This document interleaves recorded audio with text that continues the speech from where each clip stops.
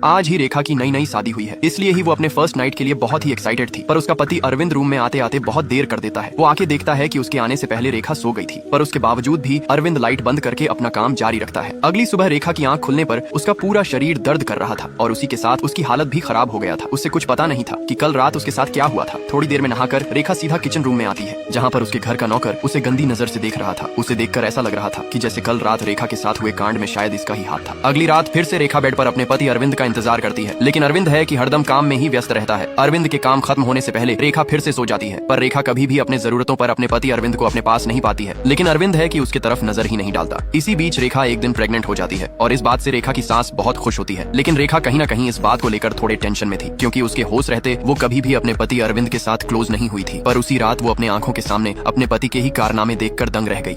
रेखा को बिल्कुल भी नहीं पता था कि उसके सो जाने के बाद उसके साथ क्या क्या होता था, पर उसके कुछ दिनों बाद ही रेखा प्रेग्नेंट हो जाती है। लेकिन शादी के बाद होश रहते रेखा कभी भी अपने पति अरविंद के साथ क्लोज नहीं हुई थी। तो आखिर वो प्रेग्नेंट कैसे हुई, यही बात उसे अंदर ही अंदर खाए जा रही थी। एक रात रेखा नींद से उठकर पानी पीने नीचे जाती है, तभी उसे सामने वाले रूम के अंदर कुछ हलचल महसूस होता है। रेखा वहाँ जाकर देखती है कि उसका पति अरविंद और घर का नौकर दोनों एक दूसरे के साथ मजे कर रहे थे। तभी अरविंद रेखा के पास आकर कहता है, मुझे लड़कियों में कोई इंटरेस्ट नहीं है, और यहाँ तक कि शादी से लेकर अब तक मैंने तुमको तो छुआ भी नहीं। रेखा कहती है, तो फिर मैं प्रेग्नेंट कैसे हुई? तभी यहाँ घर का नौकर संपद आता है। उसे देखकर रेखा सोचती है, तो शायद इसी ने सब कुछ किया होगा। तभी अरविंद रेखा को सच्चाई बताते हुए कहता है, संपद ने कुछ नहीं किया। असल में हर रोज तुम्हारे दूध में मेरी माँ नींद का दवा मिलाकर तुम्हें पिला दिया करती थी, और तुम्हारे सो जाने के बाद रूम में मेरा बाप आता था और वही तुम्हारे साथ सब कुछ करता था। रेखा के पेट में उसका ससुर का बच्चा है। ये जानने के बाद वो अबॉर्शन करवाने के लिए हॉस्पिटल आ जाती है, और वहाँ से लौटने के बाद जब उसके सास ससुर को ये बात पता चलता है, तब दोनों मिलकर रेखा को निपटाने का प्लान करते हैं। तो अब रेखा को पता चल जाता है कि उसका पति अरविंद असल में एक गे है, जिसे लड़कियों में नहीं बल्कि लड़कों में इंटरेस्ट है। अरविंद रेखा के पास आकर कहता है, मैं तुम्हें ये बात पहले बता देना चाहता था, लेकिन मेरे अंदर हिम्मत नहीं हुआ कि मैं तुम्हें ये बात बता सकूं। रेखा पूछती है, तो क्या ये तुम्हारा बच्चा नहीं है? रेखा के ये पूछने पर वो कहता है कि तुम्हें प्रेग्नेंट करने वाला मैं नहीं बल्कि मेरा बाप है। असल में तुम्हारे दूध के अंदर मेरी माँ नींद का दवा मिला दिया करती थी, और तुम्हारे सो जाने के बाद तुम्हारे पास मेरा बाप आया करता था। ये सब सुनकर रेखा दूसरे दिन अबॉर्शन करवाने के लिए अस्पताल चली जाती है, और वो वहाँ से लौटने के बाद घर आके अपने सास ससुर से कहती है, आपने अपने बेटे की कमजोरी छुपाने के लिए मेरे साथ ऐसी घिनौनी हरकत किया, लेकिन अब और नहीं। उतने में आदमी देख लेता है कि रेखा ने अबॉर्शन करवा लिया है, इसलिए दोनों मिलकर रेखा को मारने लगते हैं। जब अरविंद उन्हें रोकता है तो दोनों उसे भी मारते हैं। थोड़ी देर बाद रेखा अपना सारा सामान पैक करके बाहर आती है, तब वो दोनों फिर से उसे रोकते हैं, पर इस बार वो अपने बैग से एक बंदूक निकालती है और उसी से इन दोनों को टपका कर यहाँ से चली जाती है।